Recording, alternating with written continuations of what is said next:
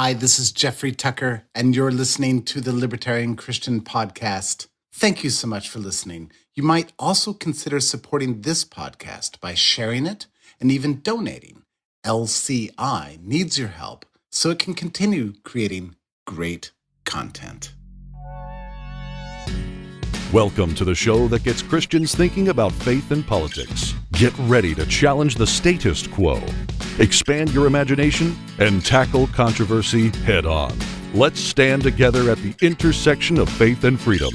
It's time for the Libertarian Christian Podcast. Welcome to the Libertarian Christian Podcast, a project of the Libertarian Christian Institute. I'm Doug Stewart, and with me today is Nick Gosling. Today we have a special guest, Chris Horst, who is Vice President of Development at HOPE International, where he employs his passion for advancing initiatives at the intersection of faith and work. Chris also serves on the board of the Denver Institute for Faith and Work, and he is co-author with Peter Greer of the book Mission Drift and Entrepreneurship for Human Flourishing, which is the topic of today's show. Chris, thanks for joining us today. Thanks for having me. A joy to be with you.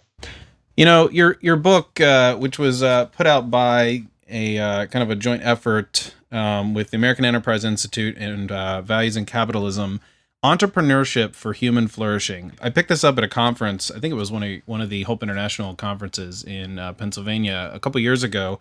And one of the things that you start off with is something that kind of troubled you, that you didn't see many business people at conferences related to either social justice or economic justice. Can you start off by telling us like that experience? Because that seems that's a little troubling to me as well. Well, cards on the table, I work for a nonprofit. So the reality is that I interact in that space a lot, and I'm invited to speak and invited to come and participate in all sorts of conferences and summits and gatherings about poverty alleviation and about missions and about economic justice. And as someone who works for a nonprofit, I always find it interesting that it's incredibly rare that business people are invited to speak and present, even though, John Perkins has said that the world's best social service program is a job. And I think, growing up as in a family business, and my dad and my grandpa being business owners, I saw the impact that they had on alleviating poverty, and it wasn't in maybe the flashiest of ways, and it wasn't the same as running a homeless shelter or working in some other nonprofit, but they were creating livelihoods for people and doing the things that prevent people from falling into poverty and prevent people from falling, below that line of sustenance. So watching the way my dad and grandpa created jobs for people really just gave me an appreciation that these guys can't be on the sidelines, and we can't expect to have a real substantive conversation about poverty when we're only talking to and with and hearing from folks that are working in the social sector. And it's a real issue, I think, in how we think about poverty, that only a very small slice of our economy and of our population have a role to play in addressing it. And I think we're overlooking one of the primary players in the fight on poverty, which is those that are creating jobs and creating wealth in our society. Many of our audience listeners are libertarians, and they're also Christians, and they kind of are against social welfare. And one of the common statements that are said is, "Oh, well, that's not a job for the government; that's a job for the church." And I'm actually not a fan of that sort of remark, because it leaves out basically what you're saying is that it gives people the impression that the only option is either some sort of government welfare or other people giving welfare voluntarily, which is what we call charity. Right. Yeah. And again, it's overlooking the primary player. And it's almost like, you look at all of the data on how people escape poverty, how people stay out of poverty, and how people experience some level of dignity in their lives. And it all points back to having a good job. And the only sector that creates wealth and creates jobs, new jobs, are businesses, the private sector. And we just miss it. So, I think for me that the reality in my own life is that I grew up in a family where my dad is a business owner, my grandpa a business owner, but I also grew up with an older brother with special needs. My brother grew up going to Special Olympics and participating in the Special Olympics community. And, there were a lot of people that pitied my brother and a lot of people that thought that he needed charity and he needed someone to come alongside him and support him because of the limitations that he has in his life. A lot of the things that are easy for many of us are hard for my older brother. But the best thing that ever happened to him, apart from him becoming a Christian, was the day that he got a job offer to go work at Costco. And he's been there now for 18 years. And he actually bought a property that shares a property border with Costco because of how much he loves working there. And he's, really flourished at Costco. People love my brother. He's always has the longest line at the checkout, not because he's bad at his job, but because he's a celebrity in that store. So he's able to both give and serve to the Costco staff and customers, but also they get a real benefit because everyone loves Matthew. So it's this incredible marriage of social service, quote unquote, and a job where Costco wins, my brother wins, and we win as society. So what Matthew didn't need was charity. What he needed was an opportunity to use the gifts and abilities that God had given him. And I've never seen a Costco store manager or any of the Costco executives at any of the poverty conferences or the nonprofit, conferences I've been to. And I think that's a problem. So, Chris, can you walk us through the basic thesis of Entrepreneurship for Human Flourishing? Doug and I have both read it, but for our listeners, if you can just kind of give a brief overview of what the book is about. We believe and we argue in the book that God created human beings in his image, and God created us like he is wired, and that we are created to work. The very first thing that we know about God is that he was a working God. And we know that before evil entered the world, before sin existed, God gave a mandate to his people that we were to, like him, we were to work. And so we believe that is true throughout the course of history, across cultures, across socioeconomic backgrounds, that it's not just our responsibility, but it's part of what it means to be human. That work is central to our identity as image bearers. And so our thesis in the book is that a lot of times when we consider some of the biggest challenges facing our world, we forget that truth. Because I think most Christians would agree with everything I've just said. And yet a lot of the ways that we go about addressing poverty, a lot of the ways that we go about helping and serving those who are marginalized, it actually stifles and suppresses their ability to obey God's command to work. And, the most obvious and sort of endemic iterations of this are in the ways that we conduct international relief and development, the ways that we serve and respond to global poverty. So many of our charitable efforts are actually inhibiting people's ability to work. This is probably most evidenced in a place like Haiti, a place where there's the highest per capita amount of missionaries and charities of any country in the world, and yet it's the poorest country in the Western Hemisphere. And at Hope International, we help people to start and expand small businesses, and we help them to provide for their own families through all different financial tools to help them flourish. And one of the biggest challenges we have is that many of the people we're serving have to make the decision: do they want to start a farming business and create opportunities for their families that way, or do they want to go wait in line at any number of the hundreds of charities that are there providing free stuff? And so I think in the ways we think about charity, the ways we think about poverty, we often we neglect to remember that God created us all to work. So our charitable efforts have to reinforce this. And when they don't, it's not just bad for us because it puts us into a place of savior for those that are struggling, but it's also bad for the people we're trying to serve because it robs them of the opportunity to use the gifts and abilities that God has given them to serve their neighbors and to provide for their families. How would you define entrepreneurship in this context? And is there anything distinct in your view about Christian entrepreneurship? In the book, we look at entrepreneurship through a couple of different lenses. In the places that Hope International works, most people are entrepreneurs by necessity, not by choice. We work in places like Congo and Burundi and Malawi and Zimbabwe and Haiti, places where there just aren't a lot of good jobs available for people. And so your choices are to start a business, to start a small livelihood, or not. There aren't jobs where people can kind of jump around. So in that context, entrepreneurship is a reality for almost everyone. And in a lot of the places we work, the vast majority of people are entrepreneurs by the realities of their economy.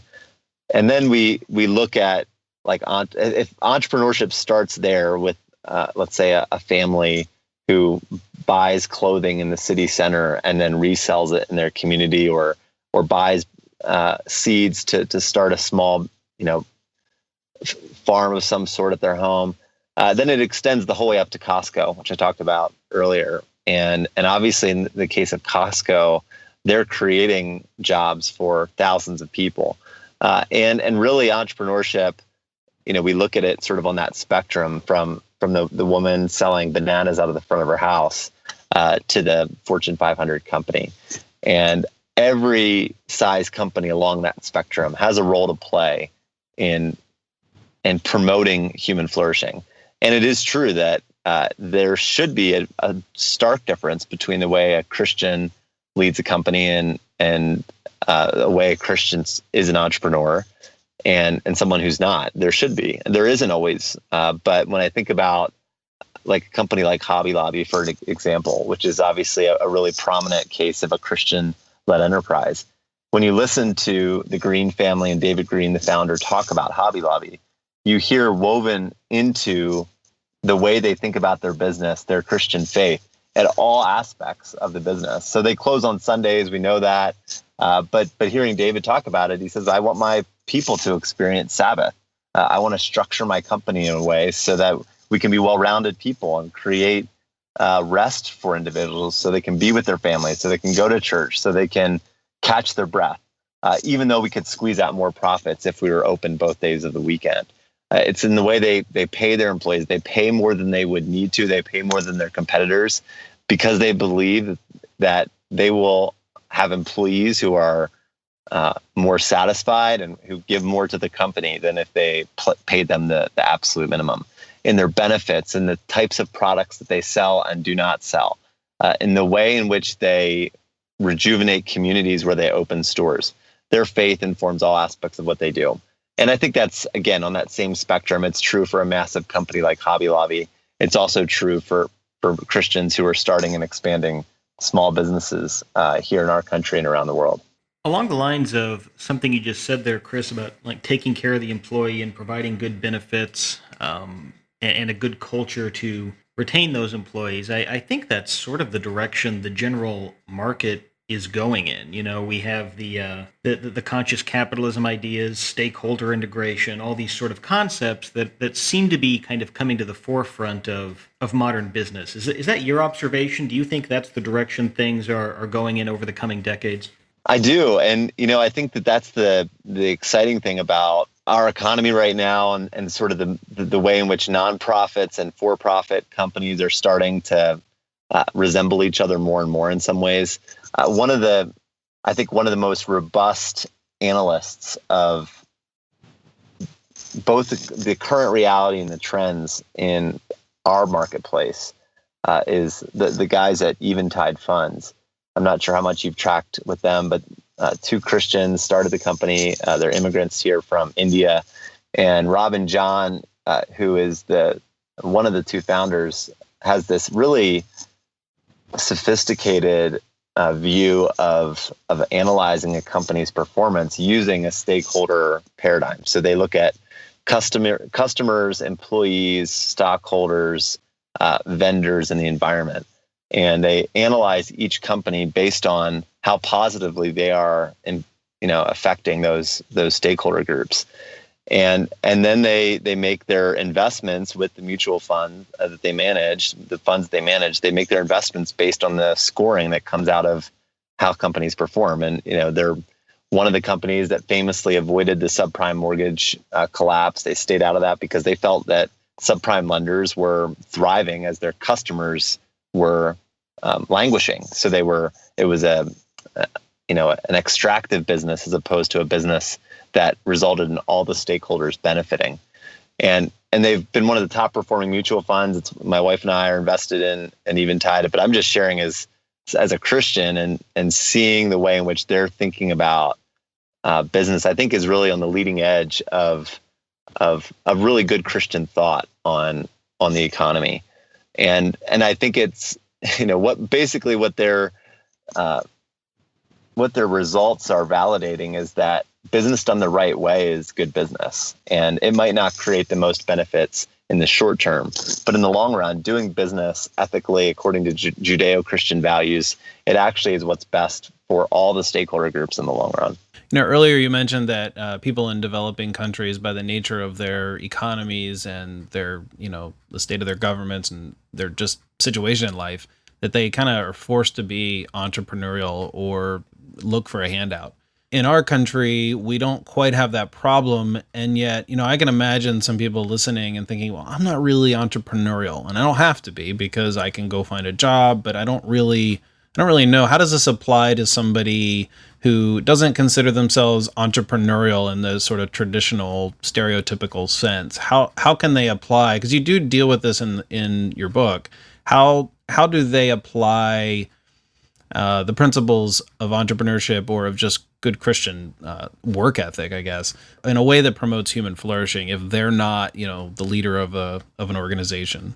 Well, I think that there are a couple of ways that you could apply it. One is in your leisure hours or your non-work hours in regards to how your church is involved in fighting poverty and giving back and serving the marginalized. I remember early on in my tenure at HOPE International, I was involved in a couple of different projects through my church that were really poorly run and creating a lot more problems than they were solving. And I think we all have a role to play in our churches and in the nonprofits that we're involved in, both through our philanthropy, but also our volunteerism, to do good well. And I remember, in high school being a part of a project where we did the Christmas tree thing, where everyone got ornaments for kids that didn't have enough and didn't have enough Christmas gifts. And so we would go buy gifts. And I remember showing up to this family that was struggling financially with a group of my high school buddies. We walked up to the front door with bags of toys that we had purchased for that family, for those kids. And so I just imagine now, being a dad of 3 kids, the indignity of showing up and opening my door to a group of high school kids who have bags of toys that I'm going to then give to my kids, and watching. I remember, giving the gifts to this mom, and her kids are all there, seeing us hand the gifts to her that she's going to then give to her kids. Now, there are so many great ways we can help families at Christmas, and that was not a good way. I mean, it was a way that really undermined the dignity of that person and of that mom. It really robbed her of the joy of being the provider for her kids. And I totally get it, because we do things, we make sacrifices we sacrifice ourselves for the benefit of our kids. She wanted to give her kids a good Christmas.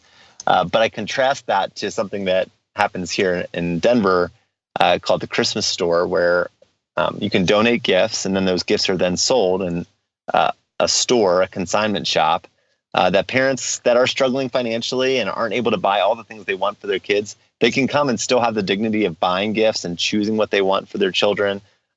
Volunteers are there to really treat them like celebrities, to give them coffee and hot chocolate and create a really festive environment. So it's again, same heart, but just done in a better way. So I think all of us have a responsibility in our philanthropic efforts and our efforts at church to ask the question, am I stifling or celebrating that this individual that I'm trying to help is created in the image of God? And am I coming as doctor patient, or am I coming alongside that person in a way that doesn't undermine who they are? So that's one element. And the other element is, I think all of us have opportunities in our jobs, no matter how much influence we have, but we all have opportunities to bring our faith to bear in the decisions that we make each and every day. And it may be in how we submit our expense reports. It might be in how we're structuring our team meetings, or being willing to hang around the water cooler a little longer to talk to that person who is going through a hard time. So we all have a responsibility to allow our faith to inform the work that we do each and every day. And then I think as we have opportunities, we should ask the question, is my company, is my department creating more flourishing in the world, or is it extracting in the way in which it conducts itself? And there may be moments where if the answer is the latter, as a Christian, it may be time to look for a business that thrives as its customers and employees and stockholders and environment thrives, and move into a company that's doing business better. So I think those are some of the ways I would think about applying some of the principles of the book. Do you think business as a concept, and maybe it's just because we talk about big business and the word corporation has sort of a stigma right now in our, in the last decade or so, but do you think business has gotten a bad rap in the past few decades, and why do you think that might be? I think business has gotten a bad rap, and in some ways it's been deserving. I mean, I look at situations, look at Uber as a sort of contemporary example. Sure, they're innovative and they're doing a lot of amazing things in the world, but they have an absolutely toxic workplace, and people that work there, reading the insider takes on what that corporate culture was like, it really is a terrible place to be a woman and be working there. They have a long history of unethical practices that have been well documented, and so I think some of the bad rap is deserved. There are a lot of businesses behaving badly in our world. And if you look at Hollywood and some of the biggest companies in Hollywood and how they've treated individuals, and those stories are all over the news. But I think concurrent to a lot of the self-deserved bad press for business, there's also another interesting theme, which I think is actually quite different from when we wrote the book, and that's that entrepreneurs are celebrities in the modern environment and have way more power and way more influence in culture than they did even a decade ago. After the hurricane season this past year, one of the things I found so interesting was the government leaders of Puerto Rico interacting with Elon Musk, the founder of Tesla, interacting with him over Twitter, asking if his company would come in and help them solve their power grid issues. And I thought, what an interesting dynamic to see a government leader actively soliciting the help of a sort of a celebrity entrepreneur. And it doesn't matter if it's Shark Tank or you look at recent ad campaigns that are featuring Mark Zuckerberg, and there are the entrepreneurs, not only do they have much more influence, but they have much more celebrity in our culture. So I think that concurrent with a lot of the bad press is a lot of really good press, and in some ways overhype of what business leaders are capable of doing. And I think especially for millennials, there is this sort of hope that technology and entrepreneurship and the startup world, like they're going to solve all of our world's problems. And as Christians, we know that's not true. But I think the tides are turning in terms of how the public thinks about business. The final thing I'll say on that, and I think this is probably the most significant, is that there are so many businesses doing things well that never get reported on. And I've shared a few of the examples already, but it's so rare to read a story about Costco and the way in which Costco just creates an environment where everybody wins. Their employees love working there. Look at the tenures on the name tags of the employees at Costco. I mean, once you start working there, you don't leave. Customers are happy. You talked about going there.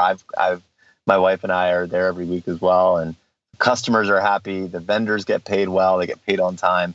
So there just aren't enough stories of, and frankly, culture in general is sort of gravitates toward negative stories. And so those are the ones that make the airwaves. And a lot of people doing business well, they just conduct themselves in the shadows and are doing great work, creating jobs and creating valuable goods and services for culture, and nobody knows about it.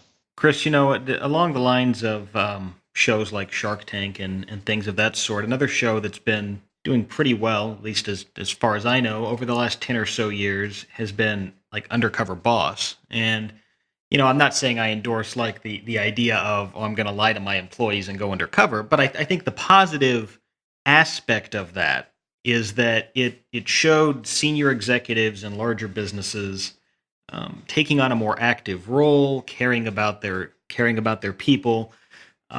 So can you talk to us a little bit about the value of big business, like, Fortune 500 companies in societal improvement, and also how that contrasts to the ways in which big business can also be used to do the opposite? It can be used for bad things, it can be used for good things. And how should we sort through and think about this? That's a question that we could spend hours discussing. And I think there's a lot of dimensions to it. But as you reflected on it, I do think there is a resurgence, a renewal of curiosity within large businesses. And I get to interact in my job with a lot of executives at large companies and business owners. And I do think, whereas maybe a couple of decades ago, business was a means to an end. You run your business, you go check in, you check out. If you're a worker, as an owner, you run the business so that you can go do the things you want to do in retirement. There's an increased energy and fascination and curiosity around the actual substance of the work we do. Is the workplace a place where people can flourish, or is it a place where people are just checking in and checking out? And are the goods and services that we're creating, are they making society better or worse? So I think that there are a lot of really incredible examples of the ways in which companies are changing. I mean, one of the companies that I know, and I speak as someone who's an amateur, but a company that has had a lot of bad press, probably some of it undeserved, but I know some of it deserved, is Walmart. And yet Walmart, I think, is kind of awakening to the new moment of culture. And I saw recently that they're the largest purveyor of organic foods, being a company that they used to not sell any, and now are really trying to get good quality foods out into culture, as opposed to just selling whatever they can make the most profit on. And again, that's painting Walmart with very broad brushstrokes. But they're also, in how they're treating their employees, the same thing is happening, where in many ways, and I'm sure you've read the stories of Walmart limiting employees' hours so they wouldn't have to pay benefits, paying way less than their competitors. And they're beginning to, the market forces are beginning to force them to sort of ask questions about how they're conducting themselves. And there's a lot of really positive renewal that's happening. So I think there's a lot to celebrate in terms of business and really the sort of the private sector as a whole finding its conscience. And yet I think that there is a lot of work remaining for these companies, and a lot of work and sort of self-criticism that's needed. There are a lot of ways we could go with that, but I mean, I think that the Uber example is one that's probably most haunting, because we think of Silicon Valley, we think of these tech startups and these companies that are creating our future, and you sort of assume that they're doing it while treating people well. And yet, again, as well as it's well documented, Uber has just had a really heinous track record on almost every level for how they're treating their drivers and their employees at headquarters. And I think that the great sort of reality of our modern environment is that if you have a cell phone, you're a journalist. And so these stories, while they're still happening, they're told a lot more publicly than they used to be. No company is operating in secret as much anymore as they once were. One of the things you talk about in the book is something called the missing middle. Could you give our listeners a little idea of what that is? In countries like Haiti, where there are very few large businesses and almost everyone is an entrepreneur by necessity, a sort of implicit reality there is that there just are very few businesses that are going to become big businesses. So the missing middle is proven out across the world, that for a country to grow and have a healthy economy and a healthy society, there needs to be a preponderance, a large number of small and medium-sized businesses. These are the businesses that create and sustain the most jobs. And oftentimes the environments are really inhospitable to small and medium-sized enterprises. And we experience some of these realities in our work, even trying to register HOPE International in countries. In some places, registering an entity can take months and years, just because the environment is such that it's really inhospitable to innovation and to entrepreneurship. There's a really fascinating book by Hernando de Soto called The Mystery of Capital. And in that book, he articulates how some countries just make it really difficult in and through the policies they have to start or sustain a business. And this, money just flees countries like that, and investment capital doesn't come into companies like that. And so it becomes really difficult for entrepreneurs to grow their businesses, both because they can't get investment capital, but also because they can't get access to markets and to customers. So the missing middle is a problem that I hope we're trying to solve by working with entrepreneurs whose businesses are growing and thriving to help them make the leap from the informal economy, from household subsistence businesses to small and medium-sized businesses that not only provide jobs for themselves, but also can create jobs for others in their community. Where are the places in the world that have the biggest need? Maybe not necessarily the places, but in what kind of ways does the world the developing world, where does the developing world need Christian influence, or for that matter, just simply entrepreneurship influence? I think a lot of our listeners would be like, okay, this is really great. We can be, we can promote entrepreneurship even if we aren't one, but we do need to think outside ourselves. And I know we want to often be thinking about how can we change the world? I know it's a very lofty goal, but there are tangible ways in which we can help. Obviously we can make donations to places like Hope International. But in terms of more than just that, where do people need to look to get involved if they want to? There are no shortage of needs and opportunities for people to be involved. And I have a very narrow window into the world. So I would encourage your listeners to not just, hear my recommendations, but to really ask that question more broadly of other people in your network and your community. But, I would suggest that there's a huge opportunity for us as Christians to be involved in entrepreneurship, in our charitable giving, as well as in our investment capital and thinking about our portfolio. We talked about Eventide funds earlier, but my financial advisor, Jeremy Walter at Fident Financial, he when we discuss our investment strategy, and this is not like complex investments, just with our everyday retirement savings, just asking the question, or answering the question that he asked, which is, what sorts of businesses do you want to be involved in with your portfolio? And most working professionals have money that's going somewhere. It's being invested somewhere. And have that conversation with your financial advisor about the sorts of companies that you're invested in. Are those companies perpetuating things that you are proud of? Or are they perpetuating things that create harm?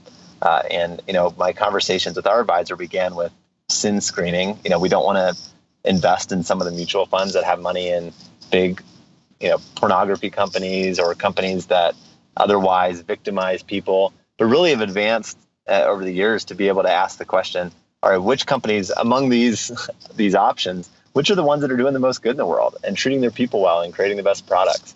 And I want to put our small investment dollars that we have into those sorts of companies. So that's one side of the coin. The other is with our charitable giving. And just having the conversations with the organizations and our churches that we support, and ensuring that at least the conversation is happening around work. Because if we're missing work, I think we're missing something really important. And we've talked about that already, but I think our charitable efforts are really critical. And oftentimes we give in a way that inhibits people's ability to work.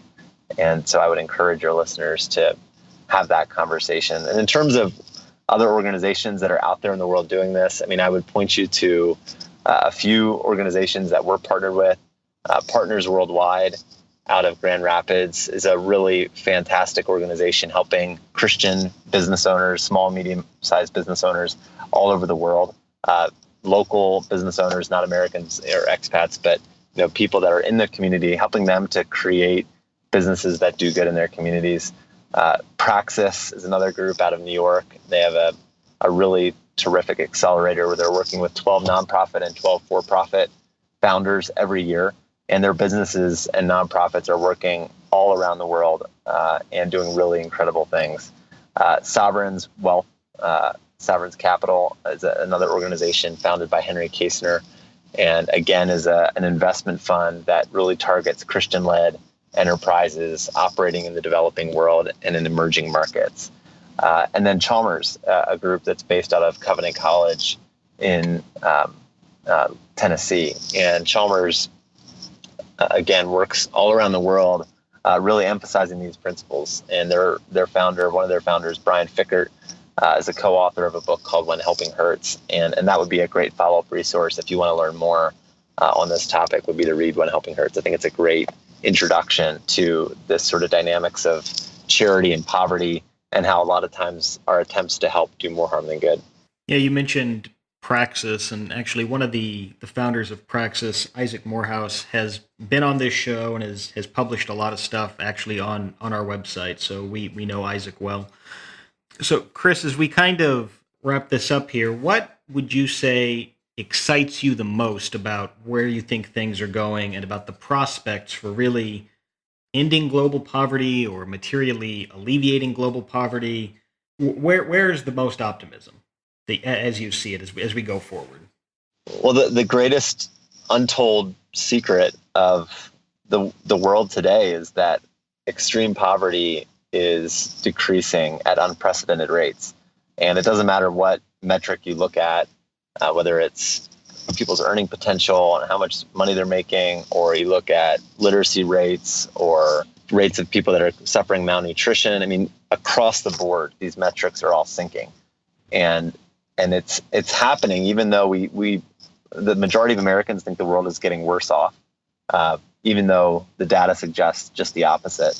And if you look even 30 years ago, half the world's population at that point was living below the extreme poverty line, living on less than $1.25 a day.